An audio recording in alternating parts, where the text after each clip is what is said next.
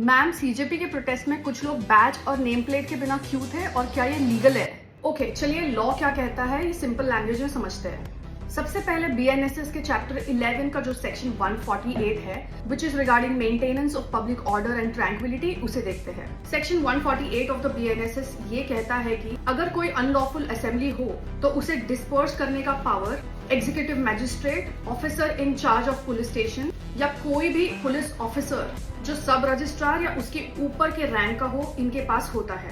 अब यहाँ एक सिंपल सा सवाल उठता है, अगर ये आइडेंटिफाई ही नहीं हो पा रहा है कि ये ऑफिसर इनमें से है या नहीं, तो ये कमांड कैसे कर सकते हैं? अब जजमेंट्स पे आते हैं। यही बात सुप्रीम कोर्ट ने एक famous judgement DK Basu versus state of West Bengal में भी कही थी। ये पर्टिकुलर जजमेंट अरेस्ट और डिटेंशन के बारे में है और इस जजमेंट में ऑनरेबल सुप्रीम कोर्ट ने ये कहा था कि अरेस्ट करने वाले पुलिस ऑफिसर के पास क्लियर और विजिबल आइडेंटिफिकेशन होना जरूरी है। अब ये सेम क्वेश्चन आया honourable Andhra Pradesh high court के सामने।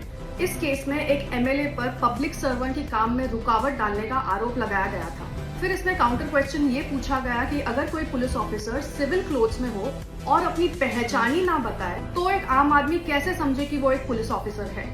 इस जजमेंट में भी honourable Andhra Pradesh high court ने ये ऑब्जर्व किया कि जब कोई पब्लिक ऑफिसर अपनी ऑफिशियल पावर यूज करता है तो उसकी प्रॉपर आइडेंटिफिकेशन बहुत जरूरी होती है।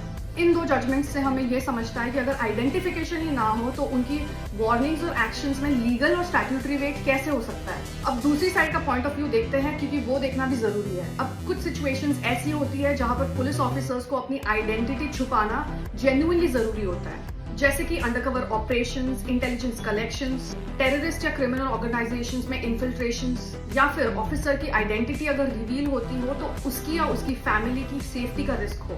लेकिन आपके क्वेश्चन के अनुसार अगर बात करें सीजेपी की दिल्ली की पीसफुल प्रोटेस्ट के बारे में, तो सवाल ये उठता है कि इस प्रोटेस्ट में अगर police officers without name plate या सिविल यूनिफॉर्म में ड्यूटी कर रहे थे तो क्या इसका कोई वैलिड लीगल रीजन हो सकता है?